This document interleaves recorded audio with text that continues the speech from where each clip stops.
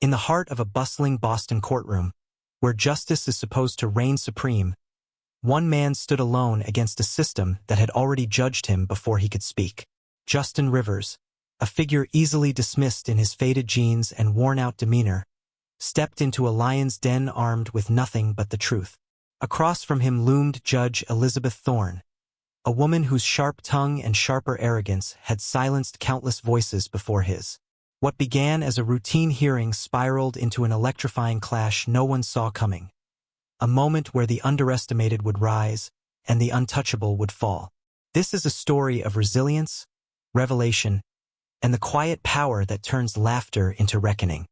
Justin Rivers, a composed and determined black man dressed in faded jeans and a well-worn t-shirt with a beaten-down backpack slung casually over his shoulder, stands before Judge Elizabeth Thorn.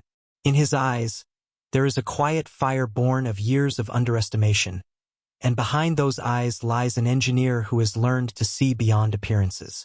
Today, he faces a parking violation that he claims is unjustly imposed, a penalty that has quickly become a symbol of a system that views him with disdain. The courtroom is a blend of chilly formalism and understated tension. Overhead, the dull hum of industrial fans creates a constant, almost hypnotic murmur that seems to underscore every whispered rumor and every covert glance fired by the journalists scribbling notes in the background. The heavy wooden benches creak softly under the weight of spectators who have gathered not only from local news outlets but from the general public, hungry for an insight into the inner workings of justice. In the distance, a polished prosecutor, his gaze full of self-satisfied assurance, sits with a knowing smile, clearly aligned with Judge Thorn's stance.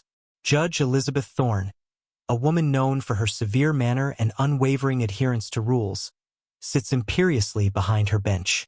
Her eyes, cold and dismissive, scan the courtroom as if judging not only the case at hand but the very worth of those who dare stand before her. As Justin begins to speak in defense of his case, his voice steady even as his heart pounds, she cuts him off abruptly. "Mr. Rivers," Judge Thorn barks, her tone laced with contempt, "do you honestly believe you can spin tales about a parking fine before this court? This isn't a charity event where you regale us with stories. It's a court of law." Her words are sharp, and the dismissiveness in her voice ripples through the room. A ripple of derisive laughter breaks out among a few onlookers, and even the supportive smirk of the prosecutor widens the sting of her retort. Inside, Justin's thoughts churn quietly. "I've faced challenges all my life, and I refuse to be reduced to a punchline." Though his outward expression remains deceptively calm, a determined intensity gathers in his eyes. With a slight nod, he prepares to counter the judge's dismissive mockery. The tension in the room is almost tactile. A dense fog comprised of the hum of ventilation, the creak of wooden seats, and the whispered snickers that escape from cornered groups of journalists and spectators alike. As Judge Thorn's taunts echo in the air, Justin steps forward slowly, his posture erect, conveying a resolve that contradicts the notion that he is merely a hapless everyman. "Your Honor," he begins in a calm, measured tone, "I stand here not to weave fantasies, but to present the truth behind this unjust fine." His voice, imbued with barely concealed determination, cuts through the somber murmur of the courtroom. With each word he utters, he seems to draw strength from years of quiet struggle and meticulous work, years during which he honed skills far beyond his appearance. The atmosphere crackles with anticipation. Journalists lean forward, pens poised to capture every syllable, and even the cooler air seems to shiver in expectation. As Justin reaches the point of presenting his first piece of evidence, the tension thickens to a near incandescent level. His measured, authoritative tone now fills the room, challenging the judge's sarcasm and the patronizing attitudes that have marred his experience from the very start. And so, in that moment, when the beauty of truth begins to displace bitter derision, the stage is set. The courtroom, once a vessel for unchecked arrogance, now braces itself for the unfolding of a narrative that promises to expose bias and deliver vindication. The battle for justice, fueled by the quiet resilience of one determined soul, is about to commence. With the judge's biting remarks still echoing off the courtroom walls, Justin Rivers took a measured step forward, determined to begin dismantling the narrative of injustice that had been thrust upon him. Reaching into a slim, worn briefcase, he withdrew a small digital recorder and a neatly organized stack of printouts. His voice, now resonating firmly in the charged space, declared, "Your Honor, if I may present my first piece of evidence." A technician at the bench quickly connected the recorder to the centrally mounted projector. On the large screen behind him, grainy but unmistakable security footage began to play. The camera's timestamp flickered in the corner as the video revealed a scene outside a government-operated lot. There, clearly visible among the vehicles, was Justin's car, parked within a designated area he was entitled to use. In the video, a tow truck, its engine rumbling in the background, was seen arriving rapidly. The footage showed the towing process commencing with an air of urgency, despite no apparent warning from on-site personnel. The evidence vividly depicted how Justin's car was being towed under circumstances that he argues were not only illegal but also procedurally flawed. The courtroom fell into a heavy silence. Journalists scribbled swiftly into their notepads while the murmurs of the onlookers subsided into an attentive hush. For a brief moment, even Judge Thorn's steely gaze wavered as she squinted at the footage on the screen, though her face quickly reassembled into a mask of contempt. "Objection!" Judge Thorn barked, interrupting the silence with a dismissive sneer. "This footage is hardly conclusive and open to interpretation. It appears to show ordinary procedures. There's nothing here that proves wrongdoing on the part of the officers." Her tone was as icy as ever, aimed at undermining Justin's evidence before he could even fully explain its context. Unfazed, Justin interjected smoothly, "Your Honor, I must point out that this is not a routine towing. Observe during the second minute of the recording. Notice how the tow truck arrives without any proper authorization displayed from the attendant, and then instead of following protocol, my car is forcibly removed. This is especially concerning given that I did not receive any warning, despite parking in an area where I have clearly stated rights as outlined by municipal regulations." The room buzzed with a renewed intensity, voices rising in soft whispers as those watching the screen began to see, for themselves, nuances that might have been missed in a cursory glance. The air was heavy with tension as Judge Thorn shot him a challenging look, as if daring him to persist further. Without missing a beat, Justin continued, "And if I may further substantiate my claim, I present Exhibit B," he announced, pulling from his briefcase an official letter printed on crisp paper.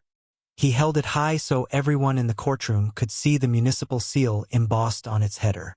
"This letter, issued by the City of Boston, confirms that I have the right to park in the designated area around the lot in question.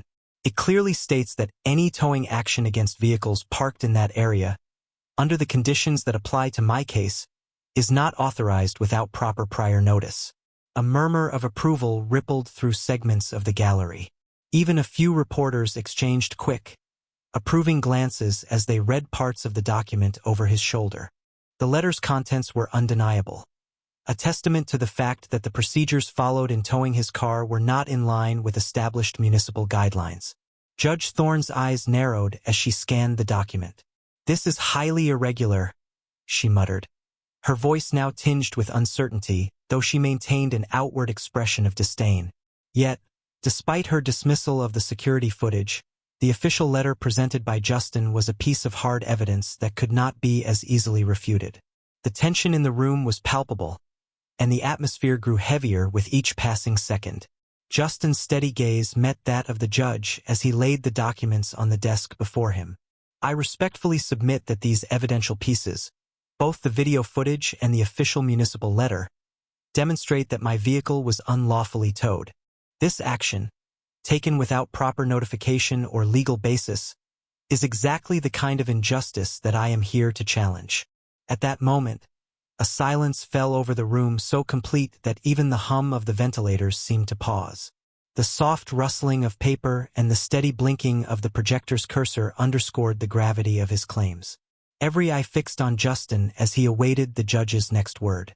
The tension grew, a palpable force that promised yet more revelations, as the courtroom braced itself for what would follow. With the municipal letter firmly in place as evidence of the towing irregularity, Justin Rivers took a deep breath and shifted his focus to an even more damning piece of his case. His eyes swept across the room, meeting those of the stunned onlookers as he announced, "Your Honor, in addition to proving the unlawful towing of my vehicle, I bring forth a formal complaint filed against this court for a pattern of biased decisions. As an engineer who has faced undue prejudice, I have documented several instances in which your rulings have clearly been influenced by personal bias. It is a matter of public record." He then produced a thick, leather-bound folder from his briefcase and passed it to the court clerk. The folder contained copies of affidavits, documented complaints from previous cases, and records of appeals lodged by other defendants who, like him, experienced erratic judgments. These documents meticulously detailed instances where Judge Thorn's interventions and dismissals appeared less about legal merits and more about prejudice. A ripple of murmurs ran through the courtroom as the clerk began to distribute copies of the evidence to the judge and to the opposing counsel. Judge Elizabeth Thorn's face hardened visibly. Her eyes narrowed as she flipped through the documents that painted a damning mosaic of past misdeeds. Her lips tightened into a grim line, and for a moment, the arrogant veneer that had accompanied her earlier began to crumble. "You dare bring personal grievances into this court?" she thundered, her voice rising in anger. "Mr. Rivers, you have no right to question the integrity of this judicial system with baseless accusations." Her words, sharp and loaded with indignation, reverberated in the confined space of the courtroom. Justin's expression remained calm and resolute. "Your Honor, these are not baseless allegations," he replied steadily. "They are supported not only by written statements from previous litigants, but also by documented appeals to higher courts where your decisions were scrutinized and found wanting. I, therefore, respectfully request that these documents be admitted as Exhibit C, forming the basis for a lawsuit seeking an inquiry into systemic judicial bias." The atmosphere in the courtroom grew increasingly thick. The low hum of the vent fans and the steady creak of wooden benches seemed to intensify the tension. Reporters scribbled urgently as the evidence was accepted for the record. The air was so heavy with expectant silence that even the ticking of the clock on the wall seemed magnified. Judge Thorn's face flushed deep red as she attempted to regain control. "This is outrageous," she snapped, her voice quivering with a mix of fury and disbelief. "How dare you bring into question the reputation of this court in such a manner?"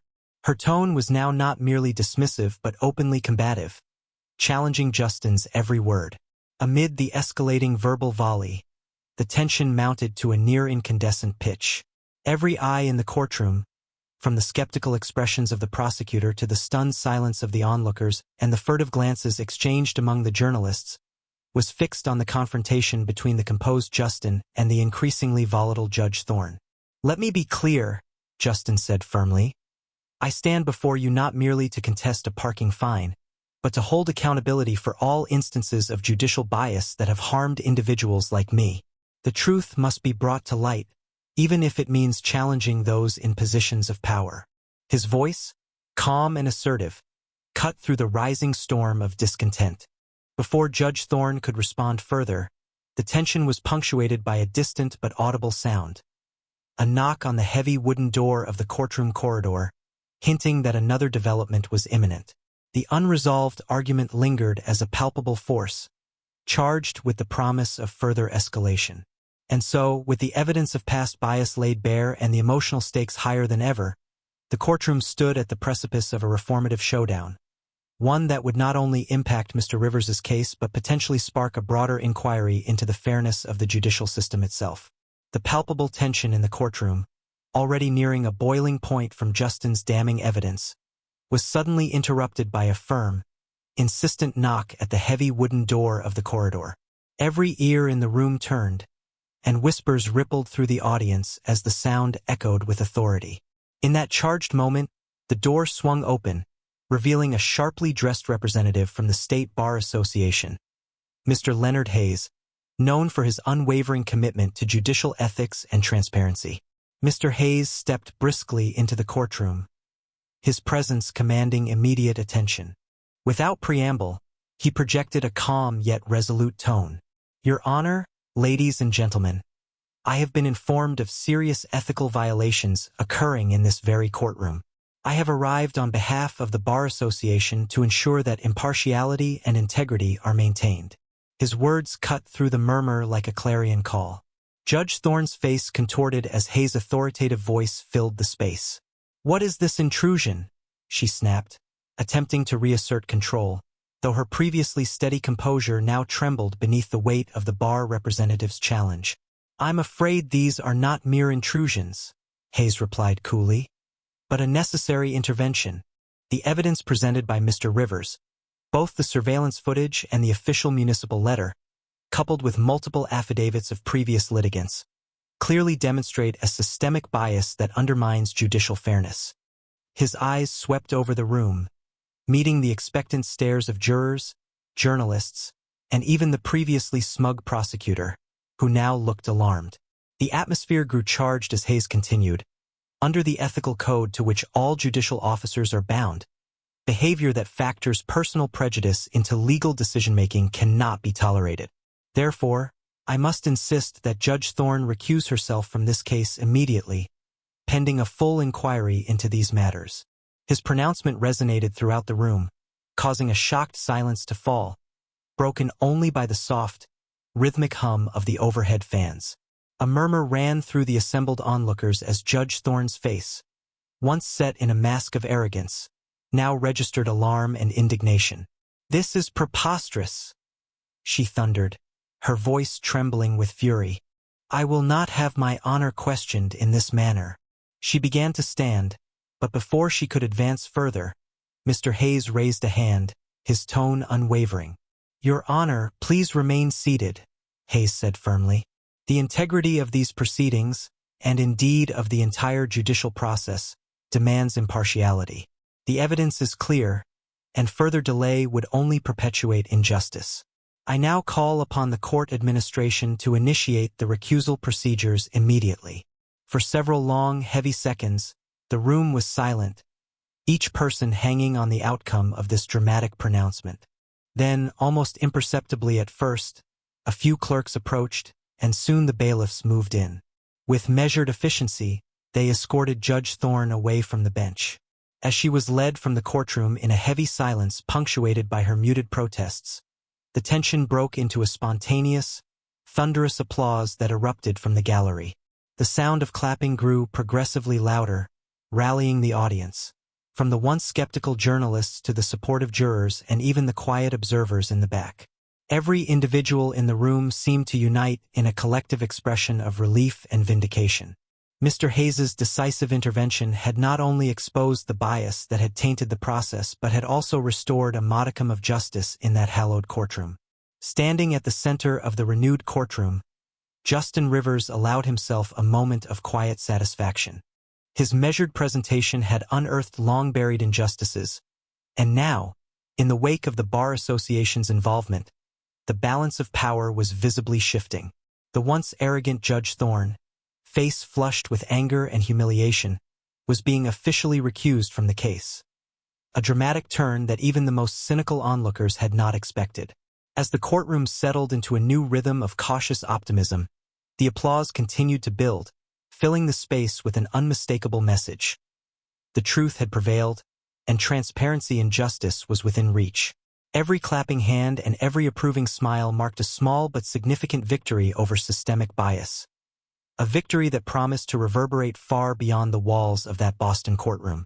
The atmosphere in the courtroom was electric as the interim judge, Miss Patricia Coleman, finally emerged from a prolonged recess. The tension that had coiled during the presentation of Justin Rivers' evidence had reached its peak, and every eye in the room was fixed on the bench, waiting for a verdict that would either vindicate him or further reinforce the biases that had brought him thus far.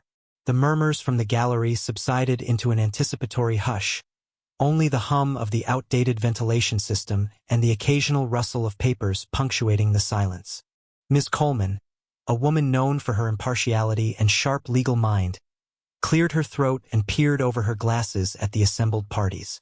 After careful review of the evidence submitted, including the security footage, the municipal document, and the accompanying affidavits, I render this decision, she announced, her voice steady and authoritative.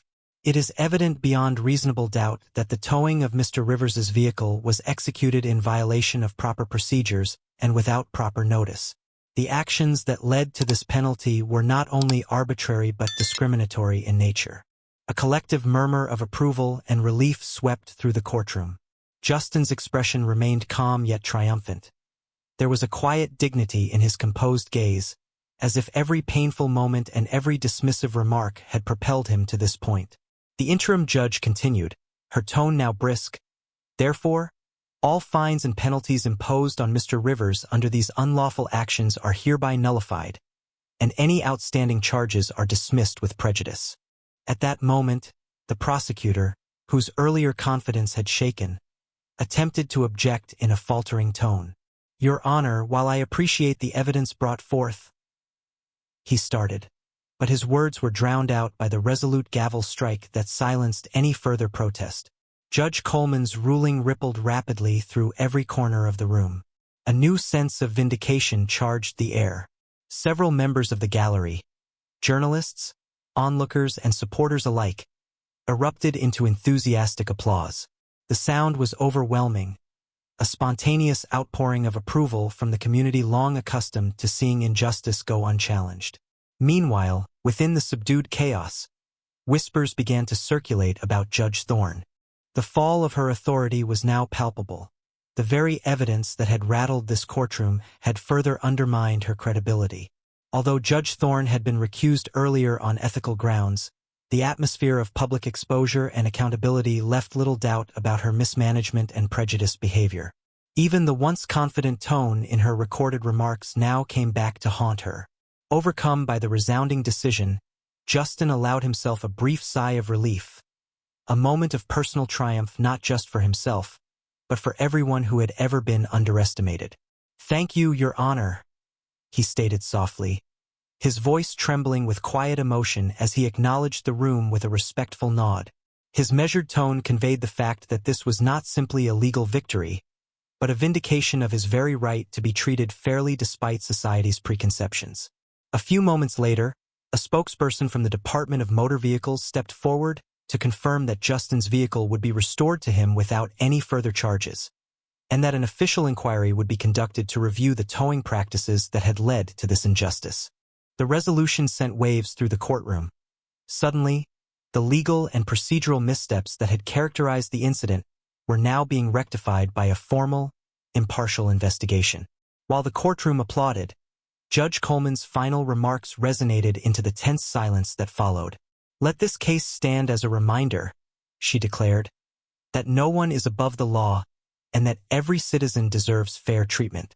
We must not allow prejudice, in any form, to mar the administration of justice.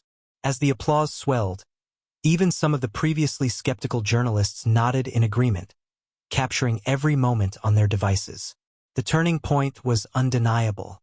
At that moment, Justin Rivers, once dismissed as just another hapless commuter, was vindicated before the eyes of a trusting public.